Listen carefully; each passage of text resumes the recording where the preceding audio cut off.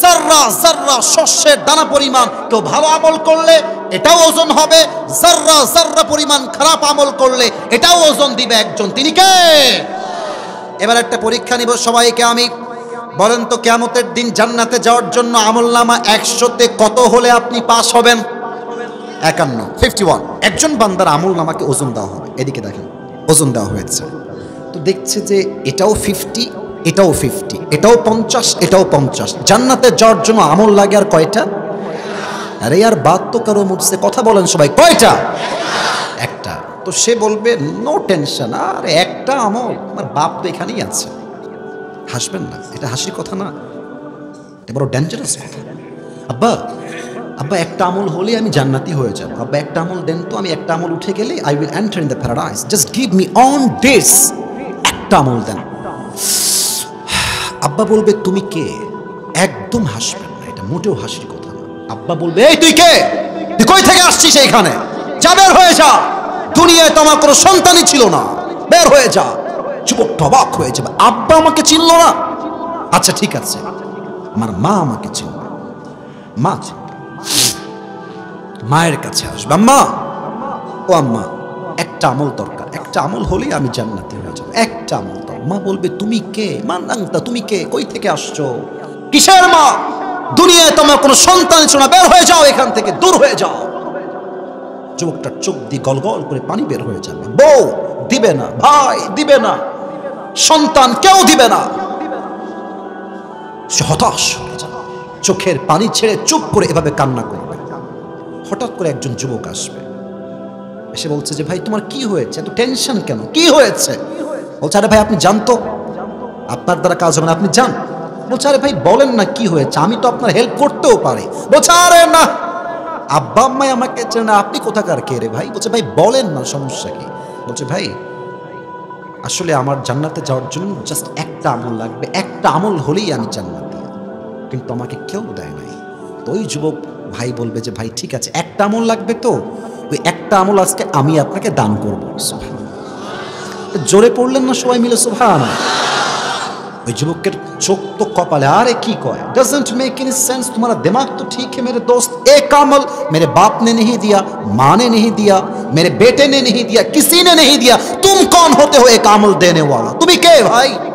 বলে ভাই আপনি কি নিবেন নাকি নিবেন না? বলছে দেন। আমলটা নিয়ে সোজা রবের কাছে দৌড় দিবে, আল্লাহ একটা আমল পেয়ে গেছি, আমাকে জান্নাত দাও। আল্লাহ বলবে এই কি রে, আল্লাহ কি সব জানে না? আমি বলছি না আল্লাহ কি সব জানে না? আল্লাহ বলবে এই বান্দা কি খবর, তোর বাপ দেয়নি, মা দেয়নি, তোর আপন পেটের ভাই দেয় নাই, সন্তান দেয় নাই, তোর কলিজার টুকরা বউ তোকে একটা আমল দেয় নাই, তোকে একটা আমল কে দিল? ওই যুবক ডাক দিয়ে বলবে হাদা আখি, এই হচ্ছে আমার সেই ভাই, যেই ভাই আমাকে একটা আমল দান করেছে। আল্লাহ বলবে এই কি রে, তুই একটা আমল কেন দিলি?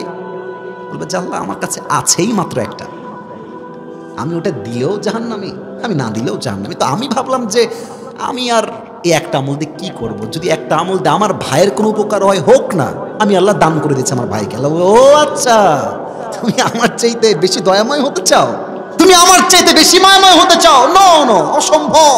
আনার রহমান, আনার রহিম, I am the most merciful, I am the most gracious, I am the most kindful Lord. আমার মতো দয়াময় মায়াময় প্রভু আর কেউ হতে পারে না। তুমি আজকে একটা আমল দান করেছো না, এই তুই একা জান্নাতে যাবি না, তোর ভাই তোকে যে একটা আমল দিয়েছে তুইও যা, ওকেও নিয়ে দুইজন মিলে একসঙ্গে জান্নাতে প্রবেশ কর। আল্লাহু আকবার। আমি সব মুরব্বীকে ভালোবাসি, কলিজার টুকরা আমার মুরব্বী আব্বা জানরা, তারা আমাদের আদর্শের জায়গা। আমি দেখেছি ওই চায়ের দোকানে বসে এক পায়ে আর এক পা তুলে মুরব্বী আব্বা যান, আর 70 বছর বয়স, আল্লাহু আকবার। হাসি না গো, এটা হাসির কথা না, এটা একদম হাসির কথা না। দাড়ি পেকে গেছে, সাদা হয়ে গেছে, তাও বিড়ি টানে, তার মানে এটা বোঝা যায় তার পুরো যৌবনটাই নষ্ট হয়েছে, তার জীবনটাই নষ্ট হয়ে গিয়েছে যুবক ভাই। আর যখন মুরব্বীরা ওই চায়ের দোকানে টানে, যুবক বলে মাশাআল্লাহ, মুরব্বী টানলে আমি কেন টানতে পারবো না? সেও ধুমসে টানে। তা আমার মনে হয় যদি মুরব্বীরা ঠিকঠাক হয়ে যায়, এই দেশের আজ 80% যুবক ঠিকঠাক হয়ে যাবে, ঠিক কিনা বলেন? মুরব্বী আব্বা যান, মোড়ের উপরে দাঁড়িয়ে বিড়ি টানবেন না প্লিজ, ট্রাই টু আন্ডারস্ট্যান্ড। আল্লাহ আমাদের মুরব্বীদেরকে বোঝার তৌফিক দান করো। এই যুবকরা খুবই চিপটা, নিজের বেলা আমিন কয়, পরের বেলা আমিন কয় না। বলেন সবাই আমিন। 2 নম্বর কথা, মুরব্বী আব্বাজান যারা বাবারা আছেন, সময় থাকতে ছেলেকে বিয়ে দিয়ে দেন, আর দেরি কইরেন না। আর কত খালি বলে নিজের পায়ে দাঁড়া, ইনকাম কর, ব্যবসা কর, জব কর। গাজীপুরের মেঘডুবির ভাইয়েরা, আমার কথা হচ্ছে স্পষ্ট, এই প্রতিষ্ঠিত হতে হতে যুবকদের অর্ধেক যৌবনের চাকা ক্ষয় ক্ষয় হয়ে যায়। আমার মনে হয় প্রত্যেকটা বাবা যদি বলে যে বাবা তুই বিয়ে কর, তোর যা লাগে মোহর সময় আমি বাপ তোকে দিব, এদেশে 80% বিয়ের সংখ্যা বাড়বে, হারামের সংখ্যা কমে যাবে। যুবক ভাইরা, আল্লাহ আব্বাদেরকে বোঝার তৌফিক দান করো। আব্বা বোঝে না রে, একদম বোঝে না। ছেলের যে বয়স হচ্ছে বুঝতে চায় না। আসলে আমার বাবাদেরকে আমি দিল থেকে বলছি, আব্বা যান, আপনি যদি আপনার ছেলেকে রাইট টাইমে বিয়ে না দেন, আমি একটু কাট টু কাট কথা বলতে পছন্দ করি, আপনার ছেলে ওই সাভারের পার্কে গিয়ে প্রেম করবে, গাজীপুরের পার্কে গিয়ে প্রেম করবে, রমনায় গিয়ে প্রেম করবে, যত ঘাটে পানি খাবে প্রত্যেকটার দায়ভার কিয়ামতে আপনাকে বহন করতে হবে। আব্বা যান, কিয়ামতে আমলনামা নষ্ট করতে চাইলে নিজের ছেলেকে রাইট টাইমে বিয়ে দেন। আব্বাদেরকে বোঝার তৌফিক দান করো। বাপের কথা কি বলবো, এই সব ভেজাল হচ্ছে মেয়েদের ভেতরে। হ্যাঁ, এরা বিয়ের সময় চরিত্রবান দেখবেই না, টাকা যেখানে টাকলা হলেও বিয়ে করে ফেলে। আরে কামাল কি বাত হ্যাঁ, अजीब बात है। আর এর মূল কারণ কি, মেয়েরা ভাবে যে স্বামীর কাছে টাকা থাকলেই অনেক সুখ। বাট আপনি ঢাকা শহরের দিকে তাকান, ঢাকা শহরে সবচেয়ে ডিভোর্সের সংখ্যা বেশি। তো আপনি বলবেন হুজুর আপনি কথা কেন বললেন ওয়াজের মাঝখানে? আরে ভাই, যে মেয়ের বিয়ে হয়েছে তার স্বামী কি ফকিন্নি নাকি রে? ফকিন্নি না, অনেক বড় লোক। চরিত্র খারাপ, চরিত্র খারাপ। টাকা হতে পারে কোটি টাকা, গুলশানে ফ্ল্যাট থাকতে পারে, উত্তরার রূপায়ণ স্মৃতিতে ফ্ল্যাট থাকতে পারে, বসুন্ধরায় ফ্ল্যাট থাকতে পারে, বাট যেই ছেলের চরিত্র খারাপ তাকে বিয়ে করলে মেয়ে জীবনে সুখের সন্ধান খুঁজে পাবে না। আল্লাহ মেয়েদেরকে বোঝার তৌফিক দান করুন, সকলে প্রণামে।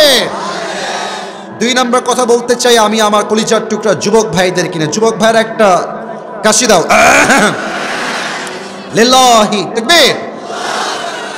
আচ্ছা, তোমরা এখন আর হাসবা না, আমি যা বলি একটু সিরিয়াস মুডে শোনো। এই কথাগুলো শেষ হলে আমি আমার কোরআন থেকে যে বিষয়টা হাইলাইট করতে চাই সেই বিষয়ের দিকে যাব। আচ্ছা, আমার বয়স আপনাদের কত মনে হয় আমাকে দেখলে? হ্যাঁ, 35 কে কয়? 35 না রে বাবা, ওটা অনেক বেশি, 30-এর নিচে। না না না না, আমি আরে বাবা থামে না, আমি বলে 30-এর নিচে 25-এর উপরে, আমি এক্সাক্ট বয়স বলবো না। আচ্ছা আমি বলি, আমাদের এই যে 25 বছর, 27 বছর বা 28 বছর বয়স, এখানে যারা আছেন, কেউ 18, কেউ 19, কেউ 20, কেউ 21, কেউ 22, মাথায় রাখবা এই বয়সটা কিন্তু আবেগের বয়স। এই জীবনে যে তার যৌবনকে ঠিক রাখবে, চরিত্রকে ঠিক রাখবে, ক্যারিয়ার ঠিক রাখবে, তার ভবিষ্যৎটা উজ্জ্বল হয়ে যাবে। আর এখন যারা প্রেম খেয়ে, ছাকা খেয়ে বেকা হয়ে যাবা, তাদের ভবিষ্যৎটা অন্ধকার হয়ে যাবে, ঠিক কিনা বলো? আর তোমরা যারা বাপের কাছে এখনো হাত পাতো, তোমাদের লজ্জা হওয়া দরকার। বয়স 22-23, বাপের কাছে কেন হাত পাততে যাবা? তুমি এমন ইনকাম শিখবা, তুমি তোমার বাপকে নিজেই টাকা দিবা। যুবক ভাই, ঠিক কিনা বলো? ফোকাস অন ইয়োর ক্যারিয়ার, নিজের ক্যারিয়ারে ফোকাস করো, 1 নম্বর কথা। 2, এটা বড় দামি কথা, বুঝে শুনে শুনবেন। আপনাদের গাজীপুর এটার যে বিভাগটার নাম কি? এটা তো জেলা, বিভাগের নাম কি? ঢাকা। ঢাকা হচ্ছে আমাদের বাংলাদেশের রাজধানী। দেখেন প্রিয় ভাই, গাজীপুর একটা বাণিজ্যিক এরিয়া, ব্যবসার জন্য পারফেক্ট প্লেস। গাজীপুরে সবচেয়ে গার্মেন্টস বেশি, কাজের লোক বেশি, ব্যবসা বেশি। আমাদের একজন নেতা ছিলেন, আমরা বলতাম যে কাউয়া কাদের।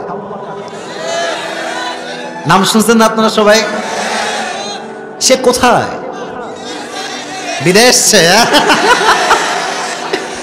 আহা, তারা কেমনে কথা বলতো! আমার মনে হয় যে এই দেশকে নেতৃত্ব দেওয়ার যোগ্যতা একমাত্র ইসলামী দল না রাখে। যুবক ভাইরা আমার, এদের যোগ্যতা নাই। এরা ওই যে মেট্রো রেল যখন ভেঙে গেল, আমাদের মাননীয় প্রধানমন্ত্রী কনফার্ম জান্নাতি, কি নাম, শেখ হাসিনা। আচ্ছা, উনি বললেন যে মেট্রো রেল ঠিক করতে 300 কোটি টাকা লাগবে। আর বাঙালিও বোকা, বলছে 300 কোটি টাকার লস না, ছাত্ররা কাজটা মোটেও ঠিক করে নাই। আমরা এখন দেখলাম 300 কোটি আর ইয়ে তো বহুত দূর কি বাত, 20 কোটিতেই ঠিক হয়ে গেছে। জাস্ট ট্রাই টু ইমাজিন, একটু ভাবেন যে এইরকম কত হাজার হাজার কোটি টাকা দেশের মাটির থেকে বিদেশের মাটিতে পাচার হয়ে গিয়েছে যুবক ভাই। আমার এখনো মনে আছে শেখ হাসিনার পতনের আগে চরমোনাইয়ের পীর সাহেব উনি মাইক নিয়ে বলেছিলেন সাংবাদিকদের সামনে যে এর উপরে গজব পড়বে, অচিরে আমরা অপেক্ষায় আছি। এটাই বাস্তবে রূপ নিয়েছে। কত জুলুম করবেন আপনি, কত মায়ের বুক খালি করেছেন, কত সন্তানকে এতিম করেছেন, কত মেয়েকে আপনি বিধবা বানিয়ে দিয়েছেন যুবক ভাই আমার। তো তোমাদেরকে যেটা বলবো সেটা হচ্ছে খুব ভালো করে বোঝো। তোমার যদি মনে হয় যে তোমার এই দেশে ক্যারিয়ার ভালো করে গড়বে না, তুমি আমেরিকা যাও, অস্ট্রেলিয়া যাও, জাপান যাও, ইটালি যাও, দুবাই যাও, নট এ বিগ ডিল। আর যদি মনে হয় যে আমি আমার দেশের জন্য কাজ করব, যেখানে তোমার সবচেয়ে কাজের পারফেক্ট প্লেস হয় সেখানে যাও। কেন বললাম? জীবনে ভালো কিছু করতে হলে হিজরত করতে হয়, সফর করতে হয়। জাস্ট গ্রামে পড়ে থাকলেই কিন্তু দাম বেড়ে যায় না, ঠিক কিনা বলেন? আচ্ছা মনে করেন পানির বোতল আছে না ভাই, দেন তো এটা, এই যে এটা কিসের বোতল? আমি কিন্তু শেষের দিকে কথা ভূমিকা, একটু পরে ওয়াজ শুরু হবে। এটার নাম কি? পানির বোতল একটা। আচ্ছা দেখেন তো, খুবই ছোট বোতলটা। এটা আপনি গাজীপুরের একটা দোকান থেকে নেবেন, অন অ্যান অ্যাভারেজ দাম নিবে হয়তো বা 25 টাকা বা 20 টাকা, জাস্ট এক্সাম্পল হিসেবে বলছি। আবার ঠিক এই একই হোটেল বা একই পানির বোতল আপনি নেবেন ঢাকা শহরের 7 স্টার হোটেল থেকে অথবা 5 স্টার হোটেল থেকে, দেখবেন এটার দাম বেড়ে গেছে 50 টাকা। হ্যাঁ, আবার এই একই বোতল আপনি এয়ারপোর্টে যাবেন, দেখবেন এটার দাম হয়ে গেছে 60 টাকা 70 টাকা, কিন্তু পানিও এক, বোতলও এক। জাস্ট জায়গা পরিবর্তন হওয়ার জন্য দাম বেড়ে গেছে, দাম কমে গেছে। এটা দোকানে এক দাম, 5 স্টার একরকম দাম, এয়ারপোর্টে আর এক রকম দাম। যেখানে যাবেন দাম আপ ডাউন হবে, বাট বোতলও এক, কোম্পানিও এক, পানিও এক। তা আপনার যদি মূল্য আপনার এলাকায় না থাকে এর মানে যে আপনি মূল্যহীন, ব্যাপারটা এরকম নয়। আপনি আপনার জায়গা পরিবর্তন করেন, অবস্থান পরিবর্তন করেন, আপনার সম্মান আল্লাহ আকাশচুম্বী করে দিবে, ঠিক কিনা বলেন? আল্লাহ যুবকদেরকে ক্যারিয়ারে ফোকাস করার তৌফিক দান করুক। সকলেই দিল খুলে পড়া আমিন। আর আমি আমার জীবনের একটা শেষ অভিজ্ঞতা বলবো এখন, বলে আমি আমার ওয়াজের দিকে ফিরে যাব। শেষ অভিজ্ঞতা বলছি, আমাকে মাফ করবেন, এই কথাটা বলতে আমার 2 মিনিট সময় লাগবে, শুনবেন? এটা আমার ভূমিকার শেষ কথা, শুনবেন আপনারা সবাই? তাকবীর দেন, লিল্লাহি তাকবীর। আমার মুরব্বী আব্বাজানরা আমার কথায় আপনারা একমত হবেন, কারণ আপনাদের বয়স অনেক বেশি, আপনারা আরো ভালো বুঝবেন আমার চাইতে। জীবনে আপনি যত ভেবেই সিদ্ধান্ত নেন না কেন, যত চিন্তা করেই সিদ্ধান্ত নেন না কেন, আপনি একদিন গিয়ে বুঝবেন হয়তো বা আমার সিদ্ধান্ত নেওয়াটা ভুল হয়েছিল। একটা সময় গিয়ে এটা ফিল হবে। হতে পারে এটা আপনার বিয়ের ক্ষেত্রে, বইয়ের ক্ষেত্রে, ব্যবসার ক্ষেত্রে, চাকরির ক্ষেত্রে। আপনার একটা সময় গিয়ে মনে হবে যে ইস, হয়তো সিদ্ধান্তটা আমার ভুল ছিল। এর মানে এটা নয় যে আপনি ভিন্ন সিদ্ধান্ত নিলে আফসোস করতেন না। It is not like that. যদি আপনি এর জায়গায় বি করতেন তাও আপনি আফসোস করতেন। এর কারণ কি জানেন? মানুষের স্বভাব কিংবা চরিত্র হচ্ছে এরকম, মানুষ যা আছে, আই রিপিট এগেন, আমি আবার বলছি, মানুষের যা আছে মানুষ তা দেখতে চায় না। কি তার কাছে নাই এটা নিয়ে সে অলওয়েজ ভাবতে থাকে, ঠিক কিনা বলেন? যা আছে, you have to be grateful for that. la in shakartum la azidannakum wa la in kafartum inna adhabi la shadid. If you are grateful, I will increase your ni'mah, mercy, blessing and bounties, whatever you have in this worldly life. Allah Ta'ala বলছেন, যে বান্দা শুকরগুজার হবে তার যা আছে আমি আল্লাহ তার চাইতে 1000 গুণ বেশি বাড়ায় দান করব। সুবহানাল্লাহ। আপনার একটা সময় গিয়ে আফসোস হবে যে আমি সিদ্ধান্ত কেন নিলাম।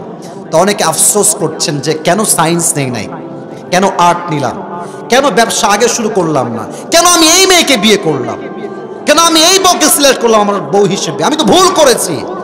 এই সব পরিস্থিতিতে একটা কথা মাথায় রাখবেন, ব্রেইন হ্যাজ টু বি কুল, একদম ঠান্ডা রাখবেন। অস্থির হবেন না। অস্থির হলেই আপনি জীবন যুদ্ধে হেরে যাবেন। ওয়ামাই ইয়াতাওয়াক্কাল আলাল্লাহি ফাহুয়া হাসবু, যেই বান্দা তার জীবনের সমস্ত কষ্টে, দুঃখে, হতাশায় আল্লাহর উপরে ভরসা করে, আল্লাহ বলছে আমি আল্লাহ তার জন্য একাই যথেষ্ট হয়ে যাই। সুবহানাল্লাহ।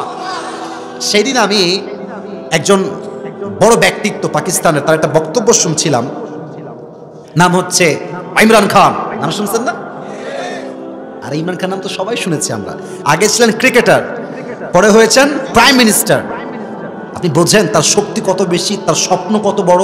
উনি একটা কথা বলেন যে अगर जिंदगी को समझना चाहते हो तो पीछे देखो, अगर जिंदगी को समझना चाहते हो तो पीछे देखो, और अगर जिंदगी को जीना चाहते हो तो आगे देखो। কত সুন্দর কথা। যদি জীবন বুঝতে চান অতীত দেখেন যে অতীতে আপনি কি ভুল করে আসছেন, আর যদি আপনি জীবনটাকে এনজয় করতে চান পেছনের দিকে নয় সামনের দিকে এগিয়ে যাওয়া লাগবে। ঠিক কিনা বলেন? আর একটা ছোট্ট কথা বলেই শেষ করছি, ইমরান খান থেকে নেওয়ার কথা এটা। উনি বলেন कामयाब वो नहीं होता जो बहुत बड़ा एजुकेटेड पर्सन है, कामयाब वो नहीं होता जिसके पास बहुत सारा पैसा है, कामयाब वो नहीं होता जिसके पास बहुत बड़ा घर है, कामयाब वो इंसान होता है जिसके अंदर बहुत बड़ा सोच और बहुत बड़ा ख्वाब होता है। উনি বলেন যে যার কাছে টাকা অনেক বেশি, মেধা অনেক ভালো, বাড়ি অনেক বড়, সে সফল নয়। যার চিন্তা বড়, যার স্বপ্ন বড়, সেই তো আসলে বড় মানুষ। সে কিনা বলে? অতএব সফলতার মানদণ্ড এটা নয় যে তুমি তোমার ভালো সময়কে কেমনে পার করছো। সফলতার মানদণ্ড হচ্ছে তুমি তোমার খারাপ সময়কে কেমনে হ্যান্ডেল করছো। যে তার খারাপ অবস্থা আল্লাহর উপরে ভরসা করে, তার সফলতা রুখে দেওয়ার সাধ্য কারো নয়। ঠিক কিনা বলেন? আল্লাহ বোঝার তৌফিক দান করুন। সকলে পড়া আমিন। আজ এই গাজীপুরের মেঘডুবির জমিনে আমরা কোরআন থেকে হাদিস থেকে যে বিষয়ে ওয়াজ শুনবো, the topic is life of hair after, পরকালের জীবন। এখন তো আমরা দুনিয়ার জীবনে আছি, বাট আলোচনার মূল বিষয়বস্তু কি দুনিয়ার জীবন না পরকালের জীবন? পরকালের জীবন। আমি কিছু ইমানি প্রশ্ন করছি, উত্তর দিবেন সবাই মিলে। পরকালের জীবন যে আছে, যেতে যে একদিন হবেই, লাশ আমি যে একদিন হবই হব, এ বিশ্বাস আমাদের সবার আছে না নাই? আমি যেই মাটিতে বসে আছি, কালকে যেই মাটিতে আমার কবর হতে পারে, এ বিশ্বাস আমাদের সবার আছে না নাই? নাম্বার ওয়ান প্রশ্ন। দ্বিতীয় প্রশ্ন, বুঝে শুনে উত্তর করবেন, না জানলে বলবেন না। আপনার চিন্তায় আপনি কি ভাবেন? From your perspective, from your personal point of view, what do you think about it? দুনিয়ার জীবনটা কি বেশি উত্তম না আখিরাতের জীবন বেশি উত্তম? আবার বলেন, দুনিয়ার জীবন না আখিরাতের জীবন? ওয়ালাল আখিরাতু খায়রুল লাকা মিনাল উলা, the life of hereafter is much more better than this worldly life. আল্লাহ তাআলা বলছেন এই দুনিয়ার জীবনটাকে আমি আল্লাহ তাআলা আখিরাতের জীবনের চাইতে হাজার হাজার গুণ অনুত্তম বানিয়েছি, এবং আখিরাতের জীবনকে দুনিয়ার জীবনের চাইতে হাজার হাজার গুণ বেশি উত্তম করে বানিয়েছি। সুবহানাল্লাহ। তৃতীয় প্রশ্ন, বুঝে উত্তর দিবেন। দুনিয়ার জীবন কি বেশি লম্বা না আখিরাতের জীবন বেশি লম্বা? আচ্ছা, মাশাআল্লাহ। আমার আব্বাজান, আপনি এখানে আছেন, আপনাদের বয়স তো 50-60 হবে। এখানে 70 বয়সের মুরব্বী আব্বাজান, ওদিকে 80 বছরের অনেকে আছেন। 70 অ্যাটলিস্ট হবে। একটা আয়াত বলছি, আয়াতের অর্থ বোঝেন। কত লম্বা, how much long time it is, কতটা লম্বা হবে পরকালের জীবন। আল্লাহ তাআলা বলছেন কান্নাহুম ইয়াওমা ইয়ারাউনাহা লাম ইয়ালবাসু ইল্লা আশিয়াতান আও দুহাহা। যখন কোন মুমিন বান্দা, মুসলমান বান্দা পরকালের জীবনকে ফেস করা শুরু করবে, পরকালের জীবন শুরু হয়ে যাবে, তার কাছে পরকালের জীবন এত লম্বা মনে হবে, সে বলবে আল্লাহ আমার 70 বছরের জীবন আজ আমার কাছে জাস্ট একটা সকাল কিংবা একটা সন্ধ্যা মনে হচ্ছে। আল্লাহু আকবার। 80 বছরের জীবন একটা সকাল কিংবা সন্ধ্যা মনে হবে। How much long time it is, could you imagine that? কতটা লম্বা সময় হবে আখিরাতের জীবন। এখন সবাই আপনারা 5 সেকেন্ডের জন্য চোখটাকে বন্ধ করবেন, আমিও করব, সবাই মিলে। কেন করবেন আমি বলে দিচ্ছি, কারণ আমি এখন যে ওয়াজটা করব আপনাকে, আমি একটা জগতে আপনাকে নিয়ে যেতে চাই। I would like to take everyone in the world of আখিরা।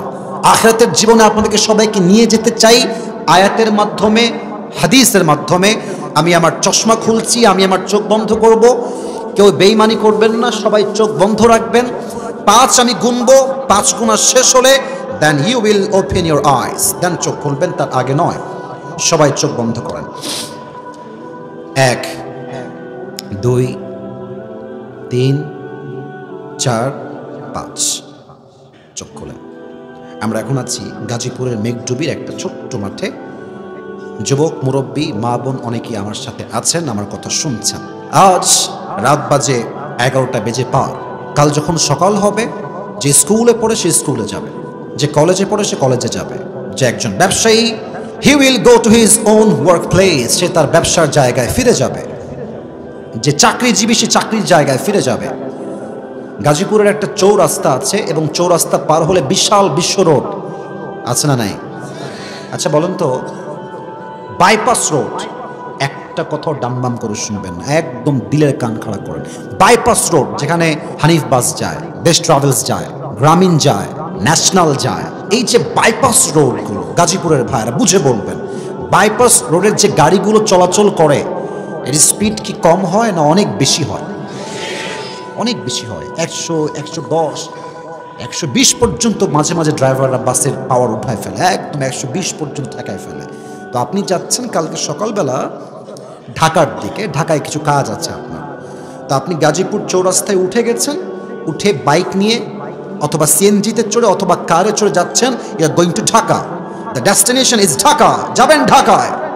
Just road দিয়ে যাচ্ছেন সামনের দিকে, হঠাৎ করে পেছন থেকে বিশাল বড় একটা ট্রাক অথবা বাস আপনার বাইকে গাজীপুরে এমন জোরে একটা ধাক্কা দিয়েছে, আপনি এক ধাক্কায় 30 হাত দূরে গিয়ে পড়েছেন। আর আপনার এই কপালটা গাছের যে ডাল থাকে অথবা রাস্তার যে পিচ থাকে, কপালটা ঠাস করে গিয়ে পিচে লেগেছে, এমন জোরে আঘাত লেগেছে, কপালটা ফেটে ফিলকি দিয়ে গলগল করে রক্ত বের হচ্ছে। গাজীপুরের চৌরাস্তায় তো প্রায় সময় মানুষ বাসের নিচে চাপা পড়ে মারা যায়। এটা বড় মারাত্মক ডেঞ্জারাস জায়গা গাজীপুরের এই চৌরাস্তার যে রাস্তাটা আছে, এমন ভাবে রক্ত বের হচ্ছে, গাজীপুরের সব লোক বলছে এই ভাই সবাই আসো, বিশাল বড় একটা অ্যাক্সিডেন্ট হয়ে গেছে, সবাই আসো and let's take him to the hospital, সবাই থেকে হসপিটাল নিয়ে চলো। আপনাকে সবাই মিলে ধরে কোনো মতে অ্যাম্বুলেন্স নিয়ে পাঠিয়ে দিয়েছে ঢাকার মেডিকেল কলেজে। You don't have any sense, আপনার কোনো সেন্স নাই, চোখ বন্ধ, and you don't have strength to talk with anybody, কথা যে বলবেন সেই শক্তিটুকু আপনার নাই।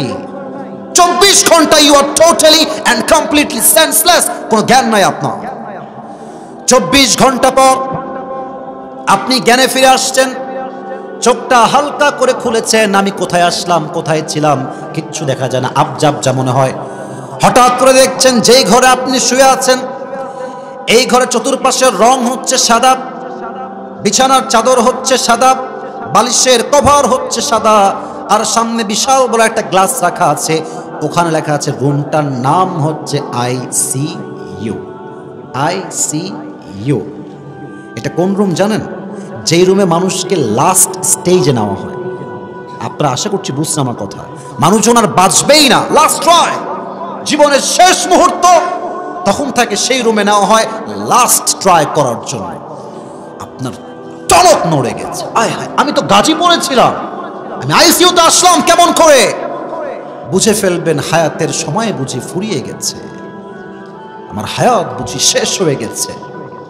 হঠাৎ দেখবেন যে আইসিইউর যে জানালা আছে, জানালা উইন্ডো, একজন যুবক আকাশ থেকে নেমে আসছে জানালার ফাঁক দিয়ে। বলেন তো গাজীপুরের ভাইরা, আকাশ থেকে যে নামে সে কি মানুষ হয় না ফেরেশতা হয়?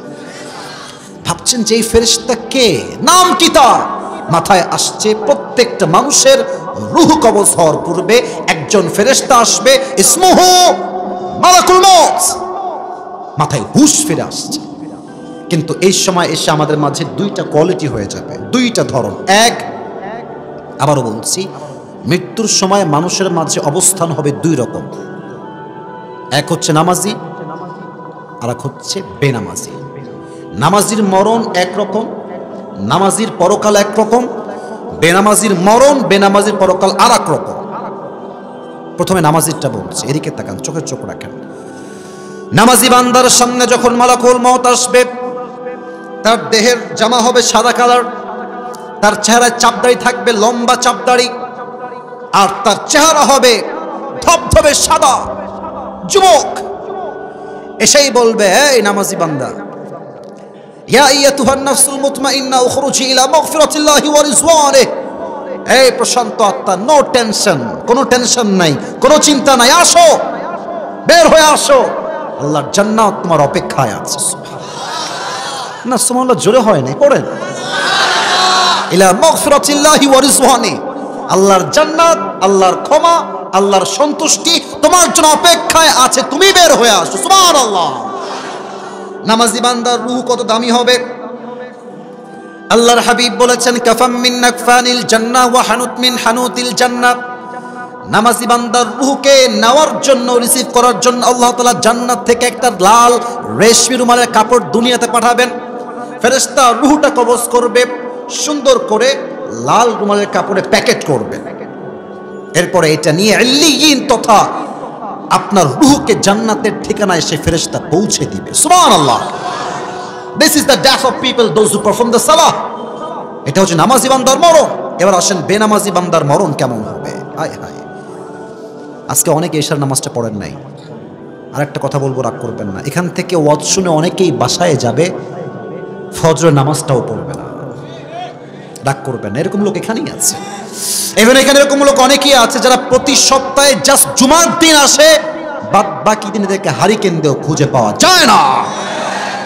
বেনামাজি বান্দার সামনে যখন মালাকুল মউত আসবে, আমার আব্বা জান, যুবক ভাইরা আমার চোখে চোখ রাখো, তার দেহের পোশাক হবে ব্ল্যাক, কালো, তার দেহের চামড়া বা স্কিন হবে ব্লু, নীল চেহারা, তার এক পা থাকবে জমিনে আর হেড তথা মাথা থাকবে আকাশ বরাবর, বিশাল লম্বা একটা দেহ, এক বিশাল লম্বা ভয়ঙ্কর মানুষ, তার চেহারা কুৎসিত হবে নীল। এই ভয়ঙ্কর চেহারা দেখে বেনামাজি যে মুরব্বী ছিল, বেনামাজি যে মা ছিল, বেনামাজি যে যুবকটা ছিল, এইদিকে তাকান, এই চোখটা আমি নিজে দেখেছি মেডিকেলে, অনেকের চোখ এরকম মরার সময় লম্বা হয়ে যায়, এরকম ভাবে তাকায়, কেমন যেন ভয়ঙ্কর। আমার আব্বা যখন মেডিকেলে ভর্তি ছিল, আমার আব্বা একজন হার্টের পেশেন্ট, প্রায় 3 টাইমস তার হার্ট অ্যাটাক হয়েছে, প্রায় 3 বারের মতো। প্রথমবার যখন হার্ট অ্যাটাক হলো, আমি মেডিকেলে গেলাম, আমি তখন খুব ছোট ছিলাম, টাকা পয়সা কামাই করা শিখি নাই, খুবই ছোট, হাফেজ হয়েছি, কিতাবখানায় ভর্তি হয়েছি, মেবি আমি মিজানে পড়ি, অনেক অল্প বয়সের কথা বলছি। তো আমি যখন আব্বুর কাছে গেলাম, দেখলাম বাবা শুয়ে আছে, বাবার পাশে একজন মুরব্বী আছে, he is not sick person, দেখে মনে হবে তাগড়া, কি কথা। ওর মেয়েরা কান্না করছে, বাবার পাশে বসে কান্না করছে যে আব্বা মাফ করে দিও, আব্বা তোমার কিছু হবে না, আব্বা তুমি আমাকে মাফ করে দাও, আব্বা এভাবে বলছে। ওর আব্বা বলছে চুপ, আমার কিছু হয়নি, ধর আমি ঠিক আছি, আমার কিছু হয় নাই। আমি দেখে গেলাম লোকটা কথা বলতেছে, আমি দেখে গেলাম, আমি দেখে আব্বা বললো যে আব্বু কিছু খাবার নিয়ে আসতো, মেডিকেলের বাইরে থেকে যাও, তুমি খাবার নিয়ে আসো। আমি খাবার আনতে গেলাম, এসে দেখছি সে আর নাই, শেষ। মেয়েরা কান্না করছে, চিৎকার। আমি বললাম আব্বা এই তো এখনই জীবিত ছিল, এখনই শেষ। পরে আমাকে বললো ও মৃত্যুর সময় ওর চোখগুলো এরকম বড় বড় হয়ে গেছে, চিৎকার দিয়েছে একটা। যখন বেনামাজির সামনে মালাকুল মউত আসে, তার চেহারা রং পরিবর্তন হয়ে যায়, নীল হয়ে যায়, কখনো লাল হয়ে যায়, চোখগুলো উপরের দিকে উঠে যায়, তার দেহের প্রত্যেকটা অঙ্গ প্রত্যঙ্গ থরথর থরথর থরথর করে কাঁপে। বেনামাজি বান্দা মালাকুল মউতকে দেখার সঙ্গে সঙ্গে তার রূহটা বের হতে চায় না, একবার ডান দিকে দৌড় দেয়, একবার বাম দিকে, একবার সামনে আর একবার পেছনে, পালাপালি করে, ছোটাছুটি করে, ডানে বামে সামনে পেছনে। ঠিক সেই সময় মালাকুল মউত তার বাম হাতটা এমনে থাবা মারবে। I am showing that again, আমি আবার দেখাচ্ছি, মালাকুল মউত তার বাম হাতটা এমনে থাবা মারবে বেনামাজি রূহের দিকে, রূহটাকে ধরে এরকম ভাবে টেনে হিঁচড়ে বের করে নিয়ে আসবে। হাদিসে আসছে বেনামাজির রূহ যখন এমনি টেনে বের করা হবে, একটা জীবিত ছাগলকে যাবেহ না করে তার চামড়া কেউ যদি টেনে হিঁচড়ে ছিঁড়ে ফেলে, ওই ছাগলটার যে পরিমাণ কষ্ট হয় তার চাইতে কমসে কম 70 গুণ বেশি কষ্ট দিয়ে বেনামাজির রূহকে কবজ করা হবে। সকলেই বলেন নাউজুবিল্লাহ।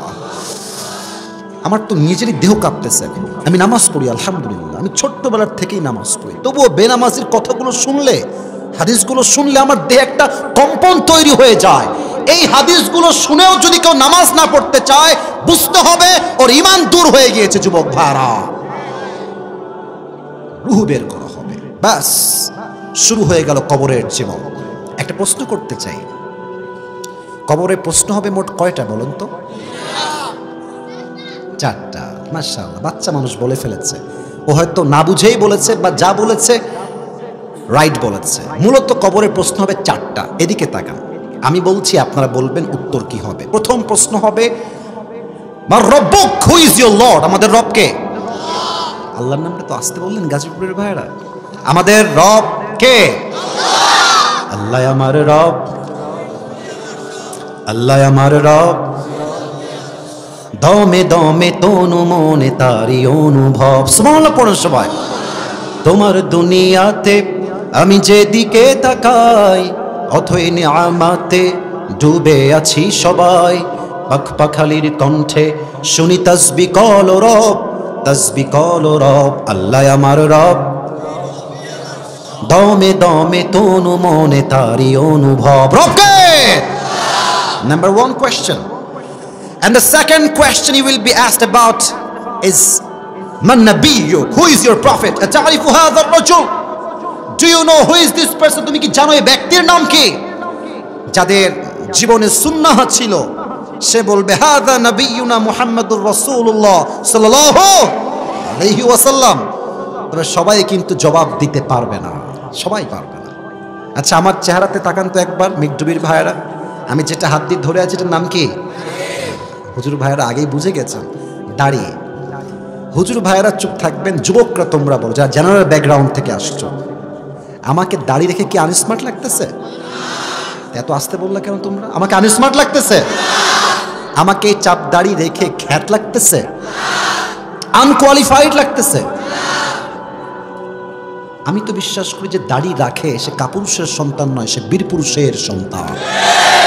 আর যেই মেয়ে বলবে যে দাড়ি রেখে পছন্দ হচ্ছে না, বলবো তুই তো নিজেই আমার বউ হওয়ার যোগ্যতা রাখিস না। দাড়ি রেখে যেই মেয়ে আমাকে পছন্দ করবে সেই তো আমার বউ হওয়ার যোগ্যতা রাখে। যুবক ভাই, এবার বলেন তো সবাই, আমার প্রিয় নবীর মুখে দাড়ি ছিল কি ছিল না? নবীর চেহারার মতো সুন্দর চেহারা আর দ্বিতীয় কারো কি হতে পারে?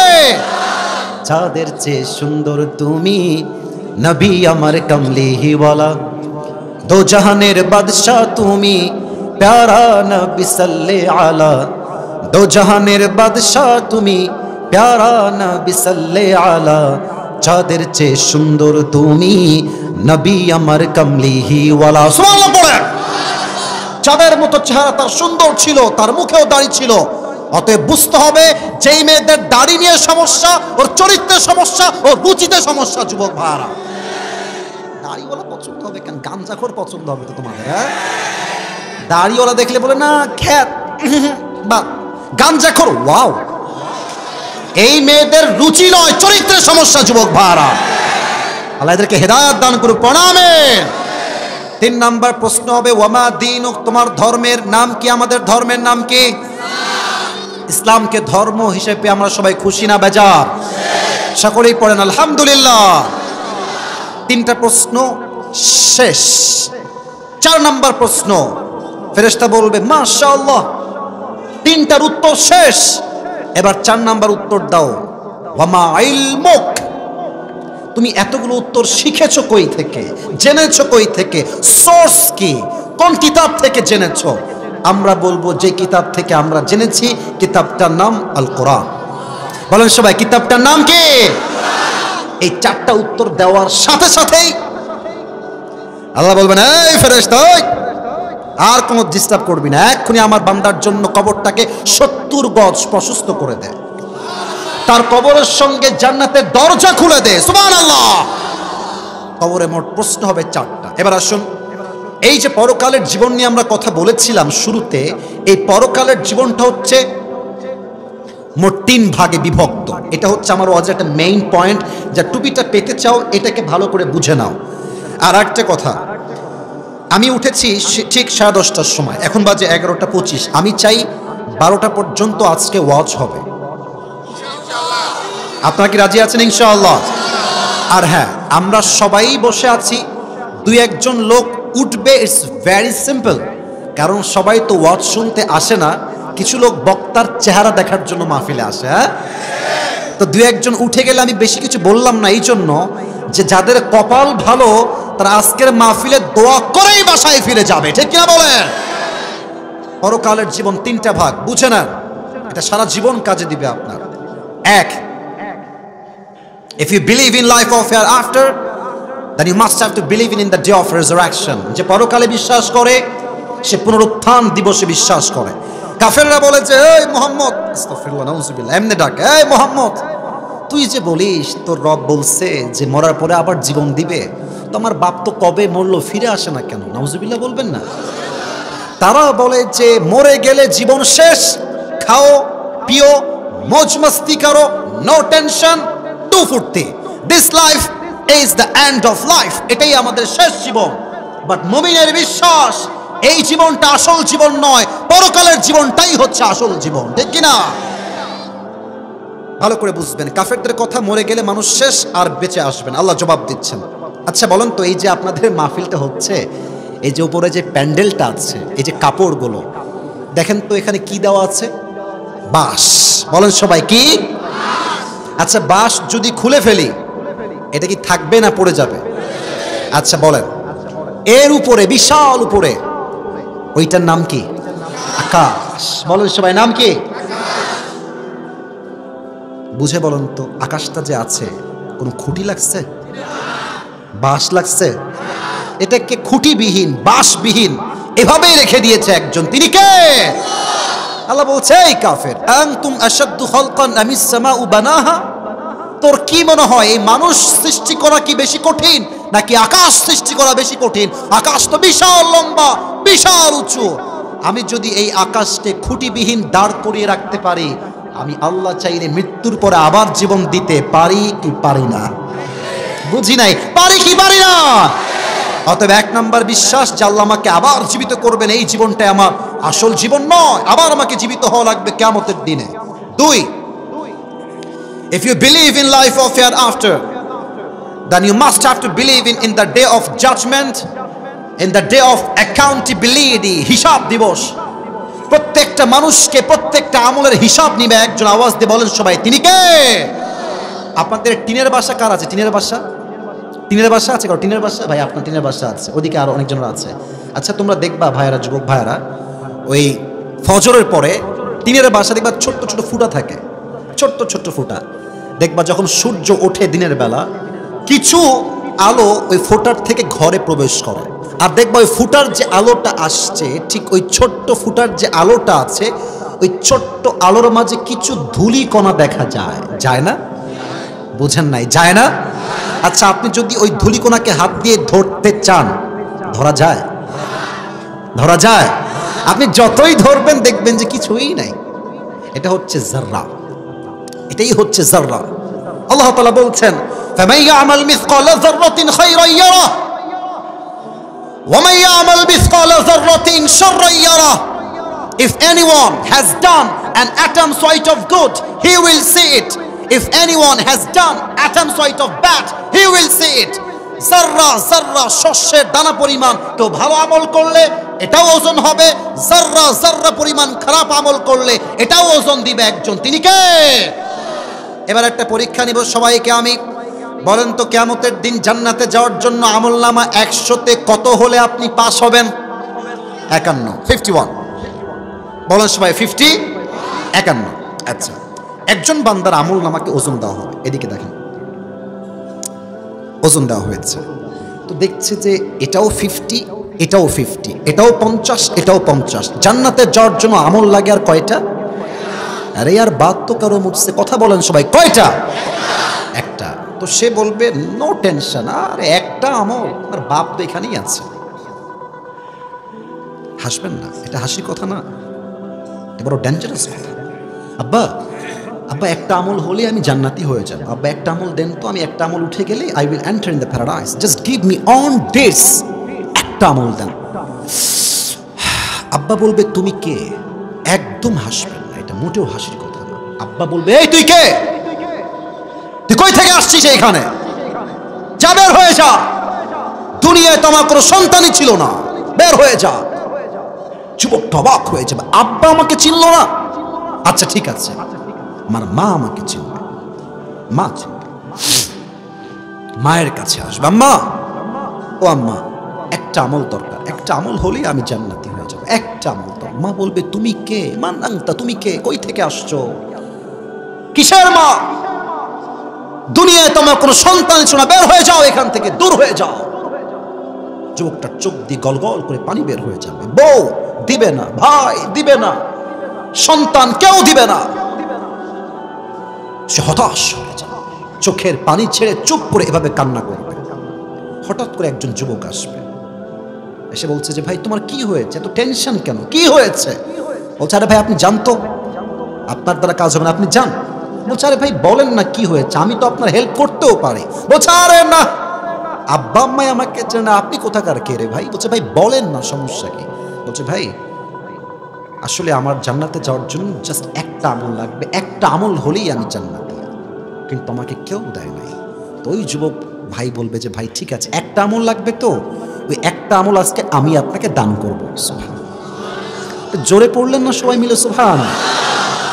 ওই যুবকের চোখ তো কপালে, আরে কি কয়, डजंट मेक एनी सेंस, तुम्हारा दिमाग तो ठीक है मेरे दोस्त, एक अमल मेरे बाप ने नहीं दिया, माँ ने नहीं दिया, मेरे बेटे ने नहीं दिया, किसी ने नहीं दिया, तुम कौन होते हो एक अमल देने वाला, তুমি কে ভাই?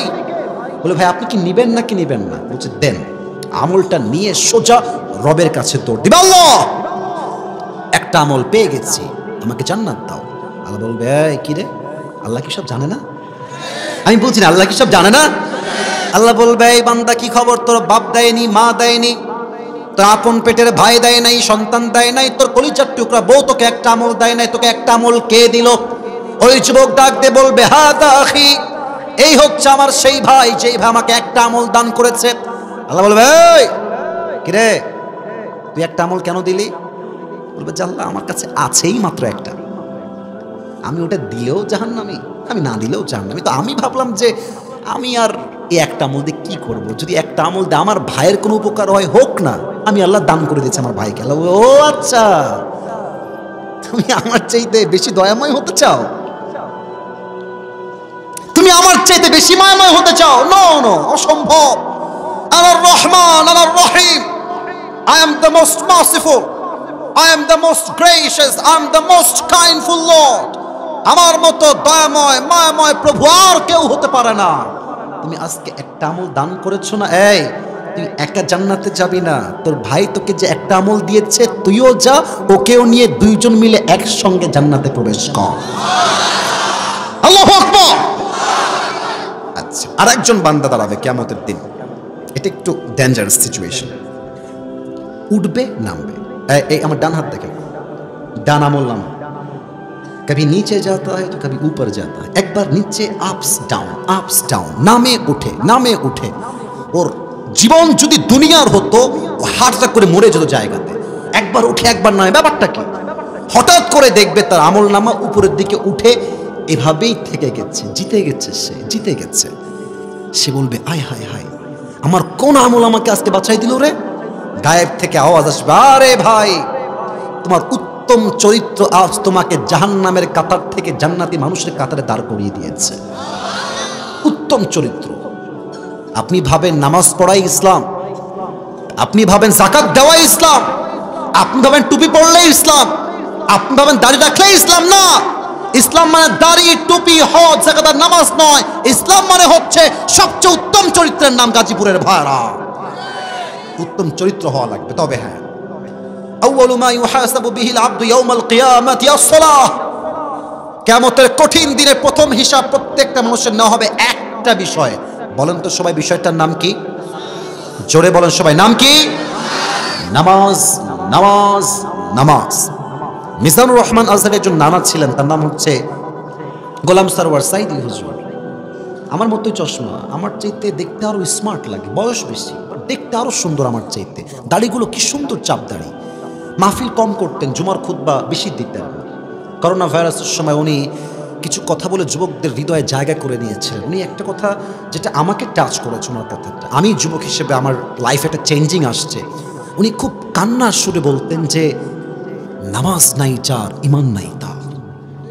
নামাজ নাই যার, মুসলিম হিসেবে পরিচয় দেওয়ার কোন অধিকার তার নাই। যুবক ভাইরা, ঠিক কিনা বলো? ওমর ফারুক রাদিয়াল্লাহু তাআলা আনহুর কাছে এক যুবক আসছে। এই হাদিসটা মনোযোগ দিয়ে শুনবেন, এটাই আমার শেষ হাদিস এই চ্যাপ্টারে। কান্টুপিওয়ালা বসেন। ওখানে দাঁড়িয়ে থেকে ওয়াজ শুনবেন, কেউ যাবে না, এদিকে তাকান। আমরা কি দোয়া করে যেতে চাই না বাসায় আজকে? কেউ ওঠেন না আপনার, এটা খুবই রিয়েলি অ্যামেজিংলি ওয়েল অ্যাপ্রিসিয়েটেড। আমি এটাকে খুব ভালোবাসি। সবাই একটা কাশি দেন, তাকবীর দেন, লিল্লাহি তাকবীর। ওমরকে এসে বলছে, ওমর, আমি একজন গোলাম, আমি একজন দাস। আমার যেই মালিক আছে সে প্রত্যেক দিন আমার কাছে 6 দিরহাম করে চার্জ করে গোলাম হিসেবে। বাট আমার যে টাকা পয়সা আমার দ্বারা 6 দিরহাম চার্জ করা সম্ভব হয় না, দেওয়া সম্ভব হয় না। তুমি আমার মালিকের সঙ্গে কথা বলে একটু দিরহামটা কমায় দাও, 2 দিরহাম করে দাও। বলছে 2 দিরহাম করবো, ঠিক আছে যাও। বাট তুমি আসলে কি করো? তোমার হোয়াটস the source of your business? তোমার ইনকামের মূল সোর্সটা কোথায়? তো সে বলছে, আমি একজন ব্যবসায়ী, আমি প্রতিদিন খঞ্জর বানাই, চাকু। খঞ্জর কাকে বলে? আমার ডান হাত দেখেন, গাজীপুরের মেঘডুবির ভাইরা, এখানেও চাকু, এখানেও চাকু, মাকবাদাতুহু ফি ওয়াসাতি, হ্যান্ডেলটা হচ্ছে মাঝখানে, দেখা যায়? এটাও চাকু, এটাও চাকু, আর ধরার জায়গা হচ্ছে মাঝে। এমনি কোপ দিলে আপনার পুরো ভুঁড়ি এক চান্সে বের হয়ে যাবে, এতটা ধার খঞ্জরে। বলছে তাই নাকি? তুমি খঞ্জর মেক করো? Wow, it's a big business, অনেক বড় ব্যবসা। তো তোমার তো 6 দিরহাম নয়, at least you should be charged 10 দিরহাম। তোমার তো 10 দিরহাম চার্জ হওয়ার কথা। এই কথা শুনে ওই আগুনের পূজারী বলছে, ও আচ্ছা, খেপে গেছে। ও ওমর, সবাই যেহেতু মুসলমান তাই তুমি সবার বেলায় নরম, আর আমি যেহেতু কাফের তাই তুমি আমার বেলায় হয়েছে গরম, তাই না ওমর? আজ তোমার একদিন কি আমার একদিন, হুমকি দিয়ে বের হয়ে গেছে। এবার সারা রাত মিলে ওমরকে হত্যা করার জন্য বিশাল লম্বা একটা ছুরি সে নিজেই বানিয়েছে। বানিয়ে পেটের এই যে ডান দিকে একটা খাপ থাকে, খাপে খঞ্জরটা ঢুকিয়েছে। আচ্ছা, শীতকালে গাজীপুরের ভাইয়েরা আমরা কি মুড়ি দেই এমনি রাস্তাঘাটে? চাদর। বলেন সবাই, কি মুড়ি দেই? চাদর। আচ্ছা দেখেন, আমি একটু উঠে বসলাম যেন আমাকে দেখা যায়। হাদিসটা প্র্যাকটিক্যালি বোঝাতে চাই বাই অ্যাক্টিং, অভিনয় করে, যাতে আপনারা মর্মার্থ বোঝেন যে হাদিসটা আসলে কি বোঝাচ্ছে। সে খাপটা রেখেছে পেটের ডান দিকে। এখন সে ওমরকে হত্যা করবে কেমনে? Because he is the prime minister of a country. একটা দেশের প্রধানমন্ত্রীকে মারা এতটা সহজ নয়। সে প্ল্যান করেছে কি দেখেন, সে ভেবেছে ওমর যখন নামাজ পড়তে আসবে ইমাম হয়ে, আমি যদিও কাফের, আমি ছদ্মবেশ ধরে মুসল্লি হয়ে মসজিদে প্রবেশ করব। আজান হয়ে গেছে ফজরের, অন্ধকার, ঘুটঘুটে অন্ধকার, কাউকে দেখা যায় না। সে তার খঞ্জরটাকে পেটের ডান দিকে রেখেছে, আর চাদরটা দিয়ে কেমনে ঢেকেছে একটু বোঝা ট্রাই করেন। ডান দিক থেকে এইটা এইভাবে দিয়ে চাদরটাকে পুরো এমনে দিয়ে এই দিকে দিয়েছে, অর্থাৎ জাস্ট লাইক এ নিকাব অফ গার্লস। মেয়েদের যে হিজাব থাকে, নিকাব থাকে, পুরো মুখ ঢাকা এমনে ঢেকেছে। আর উপর থেকে চাদরের ভাঁজটা এই ভ্রু পর্যন্ত দিয়েছে। চোখ ছাড়া ঠোঁট, গাল, নাক কিছুই দেখা যায় না, পুরো ফেসটাই কাভার্ড, ঢাকা চাদর দিয়ে। মসজিদে আজান দিয়েছে, আল্লাহু আকবার, আল্লাহু আকবার। আজান যখন শুরু হয়ে গেছে, সাহাবা একরামরা নামাজ পড়তে মসজিদে আসছে। ওই কাফের তার পেটের ডান দিকে বিশাল লম্বা একটা খঞ্জর রেখেছে। তার চোখ, তার চেহারা, তার পুরো দেহ চাদর দিয়ে ঢেকে ফেলেছে।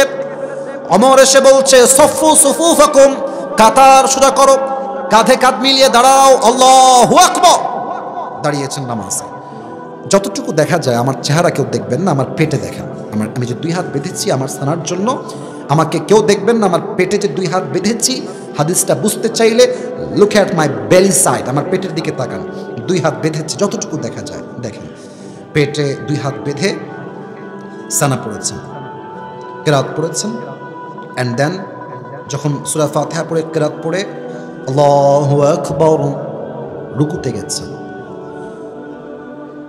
যখন তিনি রুকুতে গেছে আল্লাহু আকবার বলে, পেছন থেকে আবু লু'লু আল মাজুসি তার চাদরটাকে এমনে ধরে উড়াই দিয়েছে, আর পেটের ডান দিক থেকে খঞ্জরটা বের করে ওমরের পেটের এখান থেকে ধরে এমনে একটা কোপ দিয়েছে, আবার এমনে একটা কোপ দিয়েছে, it's not last, it's not over, it's not end, এভাবেই শেষ নয়। আবার থার্ড টাইম এগেন এমনি একটা পোঁচ দিয়েছে। একাধারে ওমরের পেটে 3টা ছুরির আঘাত এত জোরে লেগেছে, ওমরের পেট 2 ভাগ হয়ে কেটে নাড়ি ভুড়িগুলো সব বাহিরে পড়ে গেছে রাস্তায়। নামাজের মাঝে ওমর চিৎকার দিয়ে বলছে, কতালানি আল কাল, কতালানি আল কাল, আমাকে একটা কুকুর হত্যা করেছে, আমাকে বাঁচাও, অজ্ঞান হয়ে পড়ে গেছে। আর সাহাবীরা নামাজের মাঝে ওই কাফেরকে যখন ধরতে যাবে, they wanted to catch that person, ধরতে যাবে এমনে। আর ওই কাফের যখন ধরতে গেছে সাহাবীরা, ওর হাতে ছিল চাকু খঞ্জর, যাকে পাইছে এমনে এমনে এমনে, যাকে পায় তাকে করতে পাইছে। হাদিসে আসছে 7 জন সাহাবী ওই কাফের ছুরির আঘাতে জায়গায় স্পট জায়গায় মারা গেছে, শহীদ হয়ে গেছে। সাহাবা একরাম রে মিলে ওমর ফারুক রাদিয়াল্লাহু তাআলা আনহু ডান দিকে নিয়ে গিয়েছে, একটু পানি মারছে মুখে, হুঁশে ফিরে আসে না, চোখ বন্ধ, অজ্ঞান হয়ে গিয়েছে। সাহাবা একরাম চিৎকার দিয়ে বলছে, আইনা তবিব, ডাক্তাররা কোথায়? জলদি দ্রুত আসেন, ওমর ফারুক হয়তো আর বাঁচবে, এই তো মারা যাবে হয়তো বা, দৌড় দিয়ে আসে। সব ডাক্তাররা আসছে, এসে দেখছে ওমর অজ্ঞান হয়ে এমনি পড়ে আছে। তারা এসে ওমরের পিছনে, পিঠের এখানে হালকা 2 হাত দিয়ে ভর দিয়ে হালকা করে তার পিঠটা তুলেছে। পানির যেই পেয়ালা ছিল তার মুখটা হালকা ফাঁকা করে পানি দিয়েছে। আমি হাদিসটা বলতে গেলে আমার কলিজাটা ছিঁড়ে যায় যে ওমরের কত কষ্ট হয়েছে সেই মুহূর্তে রাদিয়াল্লাহু তাআলা। পানি যখন মুখে দিয়েছে, পানিটা গলা দিয়ে নেমে, বুক দিয়ে নেমে, পেট এরকম কেটে গেছে, তো বুক দিয়ে পানিগুলো নেমে সবগুলো পানি পেট কেটে বাহিরে বের হয়ে গেছে। দুধ নিয়ে আসো, দুধ নিয়ে আসছে, দুধ দিয়েছে, দুধটা মুখ দিয়ে ঢুকে গলা দিয়ে নেমে, বুক দিয়ে নেমে পুরো পেট এত কেটে গেছে, সবগুলো দুধ গলগল করে পেট থেকে বাহিরে বের হয়ে গেছে। কি ডেঞ্জারাস সিচুয়েশন, কি অবস্থা! সাহাবা একরাম কাঁদছে, হয়তো বা ওমর আর বাঁচবে না, নাড়ি ভুড়ি সব বাহিরে বের হয়ে পড়ে আছে। একজন সাহাবী দূর থেকে দেখছে যে ওমর ফারুক রাদিয়াল্লাহু তাআলা আনহু, he has opened his eyes a very little bit, একদম ছোট্ট করে ওমর ফারুক চোখ খুলেছে, যেমন মানুষ শেষ মুহূর্তে মারা যায় চোখটা একটু খুলে রাখে, জাস্ট লাইক দ্যাট, এভাবেই খুলেছে একটু হালকা। ওই সাহাবী দূর থেকে দৌড় দিয়ে আসছে, ইয়া ওমর, মা লাকা ইয়া ওমর, হে ওমর আপনার কি হয়েছে? আপনি কি ঠিক আছেন? আপনার শরীর ঠিক আছে? আপনি কথা বলেন ওমর। ওমর ফারুক একটা কথাও বলছেন না, জাস্ট ইঙ্গিত করছেন, একবার কান একবার মুখ, একবার কান একবার মুখ। ওই সাহাবী বুঝে গেছে উনি কিছু বলতে চান কানে কানে, আমি আমার কানটা বাড়াই দেই। দৌড় দিয়ে এসে তার কানটা ওমরের মুখের কাছে দিয়েছে। and he was thinking like this, সে ভাবছে হয়তো আমাকে বলবে, এই সাহাবী আমার রাজ্য দেখে রেখো, আমার বউকে দেখে রেখো, সন্তানকে দেখে রেখো। সে এই চিন্তা করেই কানটা আগিয়ে দিয়েছে। ওমর ফারুক ছেলের কথা নয়, রাজ্যের কথা নয়, বইয়ের কথা নয়, মায়ের কথা নয়, টাকার কথা নয়, প্রথম কথা এবং শেষ কথা, এই সাহাবী আসাল্লান নাস, আসাল্লান নাস, আসাল্লান নাস, কিচ্ছু লাগবে না আমার কোনো খবর, আমাকে জাস্ট একটা খবর দাও। আমি যেই নামাজের ইমাম ছিলাম, আমার অজ্ঞান হওয়ার পরে সাহাবা একরাম সেই নামাজটা কি জামাতের সঙ্গে আদায় করেছে কিনা? আপনি নামাজ বোঝেন, নামাজ কাকে বলে? আপনি বোঝেন নামাজ কাকে বলে? আজান হচ্ছে মসজিদে, এলাকার মোড়ে মোড়ে যুবকরা দাঁড়িয়ে দাঁড়িয়ে বেলাজার মতো, নির্লজ্জের মতো, বেহায়ার মতো পাবজি এবং ফ্রি ফায়ার খেলে বেড়াচ্ছে। বললে তো রাগ করবেন। আজান হচ্ছে মসজিদে, কতটা নির্লজ্জ মানুষ হতে পারে! পাশের মসজিদে আজান হচ্ছে আর চায়ের দোকানে ফুল ভলিউমে হিন্দি গান বাজতেছে। আপনার কথা ঠিক না বলে আমি ওয়াজকারে করি, ভাই কথা বলেন ঠিক আছে কিনা আমার কথা? আর আমি দেখেছি মেয়েদেরকে, কিছু মেয়ে আছে দেখবেন আজান হচ্ছে মসজিদে, আসলে কি জানেন, মেয়ে মানুষ ভালো হইলে ভালোর ভালো হয়, আর খারাপ হইলে একদমই নষ্ট হয়ে যায়, ইমান আমল সব শেষ হয়ে যায়। আমি দেখেছি অনেক মেয়ে আছে এরকম, আজান হচ্ছে মসজিদে, রাস্তায় হাঁটতেছে জিন্সের প্যান্ট টি শার্ট পরে, এমন ভাবে ওর দিকে আমি আসিফ কেন? যদি কোনো মুরব্বী একবার ভুলে চোখ পড়ে যায়, তার ইমান চরিত্র দুইটাই নষ্ট হয়ে যাবে। যুবক ভাইরা আমার, ঢাকা শহরে এর সংখ্যা সবচেয়ে বেশি। আপনি যমুনা ফিউচারে যান, আপনি বসুন্ধরা সিটিতে যান, আমি কথা রাগ করবেন না, আমি যা বলবো বাস্তব কথা ভাই, রাগ করলে আমার কিছু করার নাই। মেয়েদেরকে দেখলে মনে হবে দাজ্জাল আসার সময় নিকটবর্তী হয়ে গেছে। যুবক ভাইরা, এই মেয়েদের ড্রেস পোশাক দেখলে মনে হবে, গুলশানে যান আপনি, বসুন্ধরা যান আপনি, আপনার চোখ পড়লেই বুঝবেন যে কিয়ামত আর বেশি দিন বাকি নাই যুবক ভাই। এই মেয়েরাই তার প্রমাণ, এদের পোশাকই তার প্রমাণ। আয় হায় হায়, আজান হবে প্রথম কাজ চাকরি নয়, আজান হবে প্রথম কাজ আপনার ব্যবসা নয়, আজান হলে প্রথম কাজ ওযু, তারপরে নামাজ। ঠিক কিনা বলেন? আউয়ালু মা ইউহাসাবু বিহিল আবদু ইয়াউমাল কিয়ামাতি আস-সালাহ। কিয়ামতের দিন প্রথম হিসাব হবে নামাজের হিসাব, এটাই হবে প্রথম হিসাব। তবে হ্যাঁ, আমার কথা আর বেশি বাকি নাই, আমাকে আর 5টা মিনিট সময় দিবেন। আমি এই 5 মিনিট সময় আপনাদের কাছে চাই, দিবেন ইনশাআল্লাহ? না আমি জোরে শুনতে চাই, বলেন সবাই ইনশাআল্লাহ।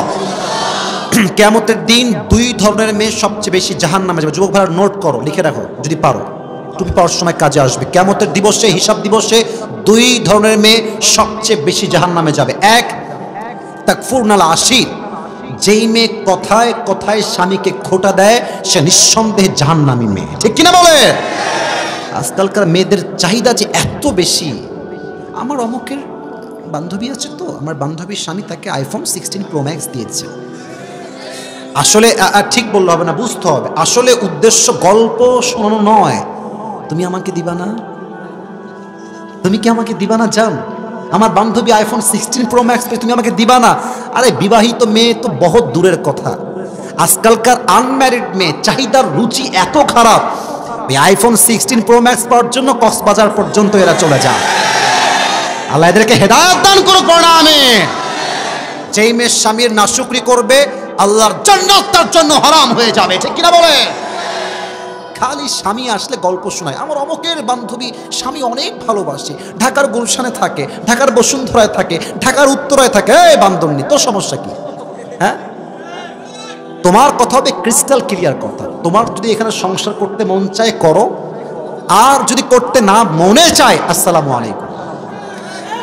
ওয়ালাইকুম আসসালাম কে করে? এই পাগলা, মানে এটা আলবিদা, বিদায়। আমার কথা হচ্ছে আমি কাউকে জোর করে ধরে রাখতে পারবো না।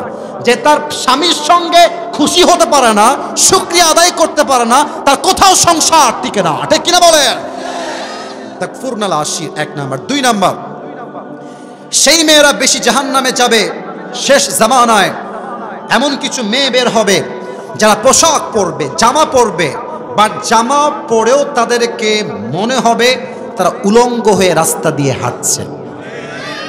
আমি কথা অবাস্তব বললাম না? ওইদিকে কথা কয় না ভাই, অবাস্তব বলেছি কোনো কথা? শুধু কি জিন্সের প্যান্ট যুবক ভাইয়ারা, এটাই খারাপ মনে হয়? না না, মেয়েরা বোরকাও পরে এত টাইট ফিটিং, দেহের প্রত্যেকটা অঙ্গ প্রত্যঙ্গের ভাঁজ বোঝা যায়। আমি তাদেরকে বলছি যাদের খুব টাইট ফিটিং বোরকা পছন্দ, আপনার বোরকা লাগবে না, আপনি প্যান্টই পরেন, আপনি শার্ট পরেন। আপনি এই টাইট ফিটিং বোরকা পরে রাস্তাঘাটে প্রেম করবেন, মুসলমানদের কালচার নষ্ট হবে যুবক ভাইয়ারা। যেই মেয়েরা জামা পরবে, বাট জামাটা হবে এমন জামা দেখে মনে হবে উলঙ্গ মানুষ রাস্তা দিয়ে হাঁটতেছে। আল্লাহ এমন মেয়েদেরকে হেদায়েত দান করুক, সকলেই দিল খুলে পড়া আমিন। পরকালের জীবন 3 ভাগ, 2 ভাগ শেষ। 3 নাম্বারটা জাস্ট বলবো, আয়াত পড়েই শেষ। হিসাব দিবসের পরে 3 নাম্বার হবে 2টা দল, ডানপন্থী বামপন্থী। ফারিকুম ফিল জান্নাহ ওয়া ফারিকুম ফিস সাঈর। One group will enter in the paradise and another group will enter in the hellfire. এক দল যাবে জান্নাতে আর এক দল যাবে জাহান্নামে। আমরা কোন দিক যাব, বামে না ডানে? আরে ভাই কথা কর না, ইমানের কথা। বামে যাবেন না ডানে যাবেন? জাহান্নামে যাবেন না জান্নাতে যাবেন? জান্নাতে 2টা কাতার হয়ে যাবে, যাবে সবাই। একটা জাহান্নামী দল জাহান্নামে যাবে, আর এক দল জান্নাতি জান্নাতে যাবে। আল্লাহ বলবে, এই জান্নাতি, ওই এই মাসুদ তুমি বের হও, এই আসিফ তুমি বের হও, এই ফেরদৌস তুমি বের হও, এই নাইম তুমি বের হও। কয়েকজন নাম বলে আল্লাহ বলবে তোমরা বের হও। জান্নাতীদের কাতার হচ্ছে এটা। আল্লাহ বলবে তোমরা তোমরা তোমরা তোমরা তোমরা তোমরা বের হও, বের হও, বের হও। তারা ভাববে আয় হায় হায় হায়, তাহলে কি আমি জান্নাতি আর হব না? আমি কি জাহান্নামী হয়ে যাব? কষ্টে হতাশ হয়ে যাব। আল্লাহ বলবে আরে পাগলা থামো, তুমি তো জান্নাতে যাবা, তবে তোমার কোনো হিসাব নাই, বিনা হিসাবে যাবা। কেমনে? একটা গুণ, ইন্নামা ইউওয়াফাস সাবিরুনা আজরাহুম বিগাইরি হিসাব। Those who observe patience in this world, they will be given their reward without measure. যারা হবে ধৈর্যশীল, আল্লাহ তাদেরকে বিনা হিসাবে জান্নাতে প্রবেশ করাবে। সুবহানাল্লাহ। ইয়া আইয়ুহাল্লাযীনা আমানু ইসতাঈনু বিস-সাবরি ওয়াস-সালাহ, you who believed seek the help of Allah subhanahu wa ta'ala with two things. Number one is patience, number two is salah. তোমরা রবের কাছে সাহায্য চাও নামাজ এবং ধৈর্য দিয়ে, এবং জেনে রেখো innallaha ma'as sabirin, indeed Allah subhanahu wa ta'ala is with the people those who are patient. সব সময় আল্লাহ ধৈর্যশীল বান্দার সঙ্গী হিসেবে কাজ করে। সুবহানাল্লাহ। ইয়া আইয়ুহাল্লাযীনা আমানু ইসবিরু ওয়া সাবিরু ওয়া রাবিতু ওয়াত্তাকুল্লাহা লাআল্লাকুম তুফলিহুন, you who believed, be patient and raise in patience and be steadfast on patience, so that you will be the most victorious person in this world and the next one. Hey বান্দারা, ধৈর্যশীল হও, ধৈর্যের জন্য প্রতিযোগিতার হাত বাড়িয়ে দাও এবং ধৈর্য অবিচল হয়ে যাও। তোমাকে আল্লাহ দুনিয়া এবং আখিরাত দুই জায়গায় আল্লাহ সফলতা দান করবে। সুবহানাল্লাহ। অতএব জান্নাতে যেতে চাইলে ধৈর্যের গুণটা আমরা সবাই, এই ধরো ধরো ধরো ধরো ধরো ধরো ধরো ধরো, বসো বসো বসো বসো, দোয়া করে যাবা। ধৈর্যের গুণ আমরা সবাই রাখবো তো ইনশাআল্লাহ। এবার সবাই দুই হাত তুলুন, সবাই হ্যাঁ কাশি দাও। একজন, যে কোনো একজন বলবে, এটা দেখা যাক আল্লাহ কার কপালে রেখে রাখছে। আচ্ছা, পরকালের জীবন নিয়ে অনেক কথা আমি বলেছিলাম যে পরকালের জীবন আসার আগে মৃত্যু আসবে, মৃত্যুর দুই ভাগ হবে, নামাজি বান্দা, বেনামাজি বান্দা। নামাজি বান্দার মরণ হবে একরকম, বেনামাজি বান্দার মরণ হবে আর এক রকম। মরণ শেষ, কবরের জীবন শুরু। কবরে মোট প্রশ্ন কি তিনটা হবে না চারটা হবে? প্রথম প্রশ্ন মান রব্বুক, হু ইজ ইউর লর্ড, প্রথম উত্তর হবে আল্লাহ। দ্বিতীয় প্রশ্ন মান নবিয়ুকা, হু ইজ ইউর প্রফেট, উত্তর হবে নবীজি মুহাম্মদুর রাসূলুল্লাহ সাল্লাল্লাহু আলাইহি ওয়াসাল্লাম। Third question will be like this, মাদিনুক, what is the name of your religion, ধর্মের নাম কি? আমরা বলবো আমাদের ধর্মের নাম হচ্ছে, তিনটা উত্তর শেষ হয়ে যাবে। The angel will ask you the last question, ওয়ামা ইলমুক, how do you know that, what's the source of your knowledge? কোরআন। বলেন সবাই, নাম কি? যখন আপনি উত্তর দিয়ে দিবেন, আপনার কবরটা আল্লাহ তাআলা জান্নাতের বাগান বানায় দিবে, 70 গজ লম্বা করে দিবে। সুবহানাল্লাহ। তো এই হচ্ছে পরকালের জীবনটা। ইট হ্যাজ স্টার্টেড নাও, এটা শুরু হয়ে গেছে এখন থেকে। বলেছিলাম যে if you believe in life of hereafter, then you must have to believe in three things. Number one, you have to believe in the day of resurrection. Number two, you have to believe in the day of accountability, the day of judgment. And number three, there will be two groups in the day of judgment. First of all, they will enter in the paradise, and the second group will enter in the hellfire. পরকালের জীবন তিনটা ভাগ। এক হচ্ছে পুনরুত্থানে বিশ্বাস, এই জীবনটাই শেষ জীবন নয়, কবরে যাওয়ার পর আমাকে আবার একটা নতুন জীবন দিবে একজন, তিনি কে? দুই নাম্বার, যে পরকালে বিশ্বাস করবে সেটা বিশ্বাস রাখবে আমার আমল চাই ছোট হোক কিংবা বড় হোক, প্রত্যেকটা জাররা জাররা আমলের হিসাব আমাকে নিবে একজন, তিনি কে? এবং সেই কিয়ামতের কঠিন দিনে একজন বান্দাকে আরেকজন বান্দা জাস্ট একটা আমল দিয়ে হেল্প করবে। আল্লাহ বলবে, তুমি যে একটা আমল পেয়েছো তুমি একা জান্নাতে যাবা না, যে তোমাকে একটা আমল দিয়েছে তাকে নিয়ে দুইজন মিলে জান্নাতে প্রবেশ করো। সুবহানাল্লাহ। আরেকজন বান্দার আমলনামা হঠাৎ করে, আরে কিভাবে হইল এটা? গায়েব থেকে বলা হবে তোমার চরিত্র তোমার কাছে জান্নাতি মানুষ হিসেবে কবুল করেছে। সুবহানাল্লাহ। অতএব জান্নাতের জন্য আমল নামা ভারী করতে চাইলে শুধুমাত্র নামাজ পড়লেই হবে না, যাকাত দিলেই হবে না, হজ করলেই হবে না, চরিত্র যার ভালো তার সবকিছুই ভালো। ঠিক কিনা বলেন? একটা কথা মনে পড়ে গেল, বলবো না, আরে না থাক, বলা যাবে? আচ্ছা, এটা বলে যেহেতু মনে পড়ে গেছে, না বললে আবার মনে খারাপ লাগবে পড়ে গিয়ে। সেটা হচ্ছে যে ওই যে যুবকদেরকে বলবেন যে এই চল রে নামাজে চল, প্যান্ট খারাপ, প্যান্ট খারাপ। এই তোর প্যান্ট খারাপ কেন? তুই কি বিয়ে করেছিস? এই বান্দর, এই বিয়ে ছাড়া তোর প্যান্ট খারাপ হয় কেন? আমি তো বুঝি না। আসলে প্যান্ট না, ওর চরিত্রটাই খারাপ। আর অনেকে বলে যে আরে এটা কি নামাজ পড়ার বয়স, বড় হই, 40 বছর হোক 50 বছর হোক তখন নামাজি হব। এরা সব উপরে ফিটফাট, ভেতরে পুরোটাই সদর ঘাট। ওই কথাটা হচ্ছে এরকম যে এই ব্যাঙে আর সাপে ছিল চরম বন্ধুত্ব। তো একদিন ব্যাঙ বলছে সাপকে, আরে বন্ধু তোমার যে গায়ের রং ব্ল্যাক কালার, ওয়াও অনেক সুন্দর, তোমার যে স্টাইল এমনে জাস্ট ওয়াও, আর তুমি যে ফস ফস ফস ফস করো just looking like a wow, খুব ভালো লাগে আমার। ব্যাঙ কাকে বলছে? আরে ভাই এমনি কথা কই, আপনার কথা কন। ব্যাঙ বলছে কাকে? তো সাপ তো পামপট্টি খেয়ে খুব ফুলে গেছে, বাহ আমি মনে হয় আসলেই সুন্দর রে।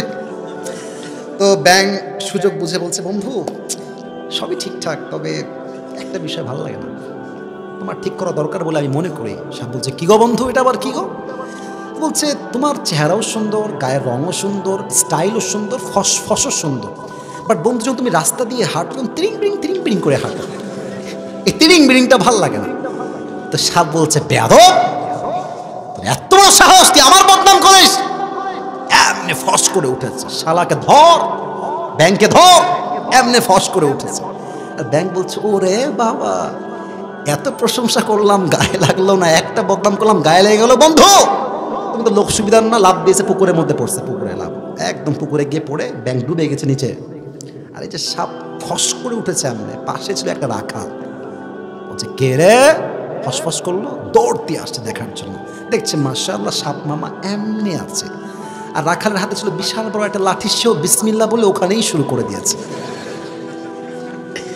5 মিনিটে সাপরে মাইরা শুধুমাত্র মাইরা ফেলে না, একদম সমান করছে, সোজা করে ফেলেছে।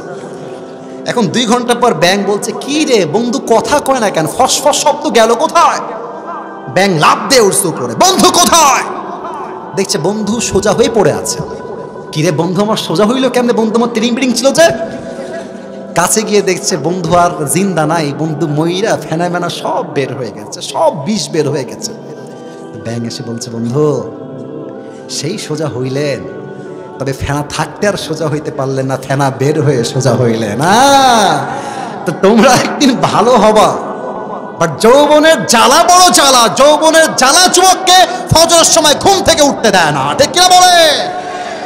ভালো হতে চাইলে এখনই ভালো হবা, মুরব্বী বয়সে ভালো হয়ে বেশি একটা লাভ পাওয়া যায় না। আর একটা কথা মনে পড়ে গেল, ধুর আচ্ছা শেষ বলে ফেলছি। ওই এক ছেলে বাপের উপরে সেই রাগ, বাপকে মাইরা ফেলছে, একেবারে জায়গাতে মেরে ফেলছে। এখন মারার পরে হুশ আছে, কি করলাম এটা, বাপকে মেরে ফেললাম, বৃদ্ধ মানুষ, কেমনে মারলাম আমি এই কাজটা, কিন্তু আমাকে তো জেল থেকে বাঁচতে হবে, দায়ভার থেকে বাঁচতে হবে, কেমনে বুদ্ধি পাওয়া যায়? বাড়ি থেকে বের হয়ে গেছে, তো এক লোক পাইছে রাস্তায়, ভাই স্যার মেরে ফেলছে বাপকে, কেমনে বাঁচবো, বুদ্ধি দেন। তো কেউ কোনো বুদ্ধি দেয় না। এক লোক বলছে, ঠিক আছে তুমি ওই এলাকায় যাও, একজন মুরব্বী আছে, আগে খুব বদমাইশ ছিল, এখন মোটামুটি লোকটা হজ করে এসে ভালো হয়ে গেছে। তো সেই যুবক দৌড় দিয়ে মুরব্বীর কাছে গেছে, বলছে, মুরব্বী আব্বা চান, একটা হেল্প লাগবে। কি হেল্প? বলছে, আমি আমার বাপকে মেরে ফেলেছি, আমি কি করলে বাঁচবো জেল থেকে? যায় বেয়াদব, যা যা, আমি তো ভালো হয়ে গেছি, যা যা যা। বলছে, প্লিজ একটা বুদ্ধি দেন। বলছে, না না আমি ভালো হয়ে গেছি, আমি যদি ভালো না হতাম তাহলে বলতাম যেহেতু মেরেই ফেলেছিস কিছু করার নাই, এখন রশিদে টাঙায় রাখ, মানুষকে বলবি ফাঁসি দিয়ে মরে গেছে। তো আমি যেহেতু ভালো হয়ে গেছি তাই তোকে আমি বুদ্ধিটা দিব না। আচ্ছা বলেন, বুদ্ধি কি দিয়েছে নাকি দেয় নাই? তার মানে বোঝা যায় যে যুবক বয়সে ভালো হতে পারে না, সে শেষ বয়সেও ভালো হতে পারে না। নামাজ পড়তে হলে সময়, এখন তো বলছিলাম কিয়ামতের দিবসে হিসাব হবে প্রথম নামাজ নিয়ে। বলেন সবাই, কি দিয়ে? আর 2 ধরনের মেয়ে সেই দিন জাহান্নামে যাবে। 1 যারা স্বামীর নাশুকরি করে, 2 যারা এমন পোশাক পরে, পোশাক দেখেও মনে হয় উলঙ্গ মেয়ে রাস্তা দিয়ে হাঁটছে, ঠিক কিনা বলেন? আর 3 নাম্বার হচ্ছে 2টা কাতার হয়ে যাবে, এক দল হবে জান্নাতি আর এক দল হবে, আমরা কি হতে চাই? এত আসতে বলে তাহলে কবুল নাও করতে পারে। বলো সবাই, কোন জান্নাতি? আমরা বামপন্থী না ডানপন্থী? আল্লাহ জান্নাতে যাওয়ার তৌফিক দান করুন, সকলে পড়া আমিন। লাস্ট প্রশ্ন করবো, এমন যায় যে আসবে তাকে বলবো যে ভাই বলো তো কোন দলের লোক বিনা হিসেবেই প্রবেশ করবে? তুমি বলবা হুজুর যেই লোকের ধৈর্য আছে সে বিনা হিসেবে জান্নাতি। সুবহানাল্লাহ। কে পারবে? দাঁড়িয়ে যাও, আসেন না, দাঁড়ান, আসেন, ওই যে পেছনে আপনি আসেন, কারণ সে সবার আগে হাত তুলেছে। আর হ্যাঁ, অনেকে ভয় পাচ্ছেন যে আমি গিয়ে সব কি বলতে পারি। ভাই আপনার কোনো টেনশন নাই, আমি প্রশ্ন করব, আপনি উত্তর দিলেই পাস। তো ভাইজান আসতেছে, সোজা স্টেজে আসবেন। প্রথম নিয়ম বলছি, ভাইকে উপরে আসো, উপরে একদম স্টেজে লাফ দিয়ে উঠে পড়ো, উপর দিয়ে আসবেন, তুমি এই পথে চলে আসো। হ্যাঁ এই তো, হ্যান্ড মাইকটা নিয়ে নাও হাতে, হ্যান্ড মাইকটা নাও ভাই, ওখানে অন করে দাও তো ভাই আমার operator. Okay, turn on the mic. Okay, on হয়ে গেছে। ভাই আমার 3বার সুযোগ পাবে বেঁধে গেলে, প্রথম নিয়ম 3বার বেঁধে গেলে বলে দিব, তারপরে অন্য কাউকে সুযোগ দেওয়া হবে। আর আমার ভাই যখন উত্তর দিয়ে ফেলবে আপনার সবাই দিল খুলে বলবেন মারহাবা। এটা মারহাবা হইল? দিল খুলে বলেন সবাই মারহাবা। আর যেহেতু কালকে এটা মিডিয়ায় অনেকে আপলোড দিবে, গাজীপুরে হুজুরের প্রোগ্রামে অমুক যুব পুরস্কার জিতলো, ভাই আপনাদের সাউন্ড হবে এইরকম যেন প্রত্যেকটা জেলার মানুষ বলতে বাধ্য হয় গাজীপুরের সন্তান, বিড়ালের বাচ্চা না, সব সিংহের বাচ্চাগুলো আমার সামনে বসেছিল এরা। জোরে সে বলেন একবার মারহাবা। সালাম দেন সবাইকে। ওয়ালাইকুম আসসালাম ওয়া রাহমাতুল্লাহি ওয়া বারাকাতুহু। এদিকে আসো, তোমাকে নিবে তো ওরা, এই জন্য ডাকতেছে এখানে। সালামের উত্তর খুব সুন্দর হয়েছে মাশাআল্লাহ। ভাইজান আপনি বলেন, আজ আমরা দুনিয়ার জীবন নিয়ে কথা বলেছি না পরকালের জীবন নিয়ে? পরকালের জীবন। ভুলে গেছেন? বলেন সবাই মারহাবা। বলেন তো ভাই, কবরে প্রশ্ন হবে মোট কয়টা? চারটা। বলেন তো, কি কেউ বলবেন না, আগে বলুক, সে বলবে। বলেন চারটা প্রশ্ন কি কি? মান রাব্বুকা, মান দীনুকা, মান নাবিয়ুকা, আর এগুলো আমরা কোথা থেকে শিখলাম? আল কোরআন। উত্তর কি হবে? আল কোরআন। মারহাবা।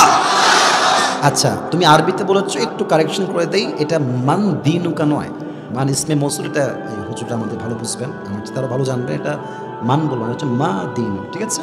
মা দিন, মাশাআল্লাহ, হয়ে গেছে। এবার তুমি বলো, পরকালের জীবনটা কয় ভাগ? পরকালের জীবনকে আমরা তিন ভাগে। মারহাবা বলেন না কেন? প্রথম যে পরকালে বিশ্বাস করে তাই কি বিশ্বাস করতে হবে? পুনরুত্থানের জীবন। মারহাবা। মানে আমি যে জীবনটা পেয়েছি এটাই শেষ জীবন নয়, পরকালে আমার আর একটা আছে। মারহাবা বলে। দ্বিতীয় চ্যাপ্টার একটু লম্বা, দেখা যাক সে পারে কিনা। তুমি বলো, কিয়ামতের দিবসে একজন বান্দা জান্নাতে যেতে চায়, তার আমলনামা হিসাবের সময় কততে কত হলে সে জান্নাতে যাবে? 151। বলেন সবাই মারহাবা। শাবাশ বেটা, মাশাআল্লাহ, বুঝে গেছে। এবার তুমি বলো, একজন বান্দাকে আল্লাহ তাআলা সিস্টেম করবেন এমনভাবে যে তার দুইটাই 50-50, ওই একটা থেকে কে দিবে এবং সে দেওয়ার পরিবর্তে আল্লাহ তাকে কি দান করবে? মারহাবা। আরেক বান্দার আমল আপস ডাউন, আপস ডাউন। যখন তার এটা আপস হয়ে যাবে, এটা কি কারণে আপস হবে একটু বলো দেখি? এটা উঁচু হবে কেন? আমল নামাটা হঠাৎ করে উঁচু হয়ে যাবে এবং সে জান্নাতে যাবে। তোমরা চুপ থাকো, বলবো সৎ চরিত্র। মারহাবা বলে। এবার বলো, কিয়ামতের কঠিন দিনে প্রথম হিসাব কি বিষয় হবে? কে বলবে? আচ্ছা, একটা প্রশ্ন করে ফেলি মাঝে তোমাকে আটকানোর জন্য, আশা করছি পারবে, নট এ বিগ ডিল। তুমি বলো যে ওমর ফারুক রাদিয়াল্লাহু তাআলা আনহু তার জীবনের শেষ খবর কি বিষয় নিয়েছেন? কেউ বলবেন না, শেষ খবর। হ্যাঁ বলো সবাই মারহাবা। এবার তোমার সুন্দর একটা প্রশ্ন, আশা করছি পারবা। দুই ধরনের মেয়ে সবচেয়ে বেশি জাহান্নামে যাবে, তারা কারা এবং কেন? এক হলো যে স্বামীর নাশুকরি করে, আর এক হলো যে টাইফয়েড পোশাক পরে। মারহাবা। টুপিটা লস রে। আচ্ছা যাই হোক, দিয়ে দিব, সমস্যা নাই। এবার তুমি বলো, 3 নম্বরে মানুষের মাঝে কয়টা গ্রুপ হয়ে যাবে 3 নম্বরে এসে? দুইটা। 1 নম্বর গ্রুপ কারা? এক হলো বামপন্থী, এক হলো ডানপন্থী। একটাও আটকায় না রে। আচ্ছা ঠিক আছে, এবার তুমি শেষ কথা বলো। জান্নাতীদের মাঝেই কিছু লোক বিনা হিসেবেই প্রবেশ করবে, তারা কারা এবং কি গুণের জন্য? না না হয়নি, আমি আবারও বলছি। এক দলকে আল্লাহ বলবে, তোমরা বের হও, বের হও, বের হও। আল্লাহ বলবে যে তোমরা যে জান্নাতে যাবা একটা গুণের জন্য বিনা হিসেবে যাবা, সে গুণটা খুবই সহজ, চরিত্র নয়। আরেকটা আছে যেটা আমাদের বিপদ আপদে খুব বেশি দরকার হয়। হ্যাঁ বলবেন না কেউ, কেউ বলবেন না। ওর 3বারই বাকি আছে, একবার না পারলেও সে পাস হয়ে যাবে। বলো থামেন থামেন। এবার বলো ধৈর্য, আপনারা বলেছেন, বলো সবাই মারহাবা। ও যা বলেছে ইট ওয়াজ পারফেক্ট। তুমি কি মাদ্রাসায় পড়াশোনা করো নাকি? স্কুলে পড়ে ভাই, নূরুন আলা নূর। একটা মাদ্রাসার ছাত্র, জেনারেল ব্যাকগ্রাউন্ডের নয়, সে কিতাবখানায় পড়ে, তার ব্রিলিয়ান্ট ছাত্র, সে এমনি বুঝবে আমি ওয়াজ কি করেছি, বাট ওর বোঝা ইট ওয়াজ বিগ চ্যালেঞ্জ। ও এটাই প্রমাণ করেছে জেনারেল পড়লেই যে আমরা বুঝি না তা নয়, বুঝালেই আমরা বুঝে যাব, ঠিক কিনা বলেন? তোমার নাম কি ভাই? আমার সাব্বির আহমদ। তুমি কিসে পড়ো? অনার্স সেকেন্ড ইয়ারে পড়ে। মাশাআল্লাহ, সাব্বিরকে ইসলামের খাদেম হিসেবে কবুল করো, প্রণামে। আমার টুপিটা খুলে একটু এদিকে আসো। মারহাবা বলবেন না? মাশাআল্লাহ, তোমার চুল তো অনেক বড় গো, কেটে ফেলবা, সমস্যা নাই, না কাটলেও না প্রবলেম। মাশাআল্লাহ, আল্লাহকে সুন্নতি লেবাস ধারণ করার তৌফিক দান করো, সকলে পড়া আমিন। ইসলামের দায়ী হিসেবে কবুল করো, পড়া আমিন। হাত পা কাঁপে কেন? বসো বসো, এখানে বসো। হাত পা সব কাঁপতেছে রে। কোনো ভয় নাই, আমরা একমাত্র আল্লাহকে বাদ দিয়ে দ্বিতীয় কাউকে ভয় পাই না গাজীপুরের ভাইরা। সবাই একটা তাকবীর দেন, লিল্লাহি তাকবীর। আল কোরআনের আলো, আল হাদিসের আলো, কোরআন হাদিস যেখানে, আলেম ওলামা যেখানে, আল্লাহ তাআলা কবুল করুন। সকলেই দিল খুলে পড়ামেন।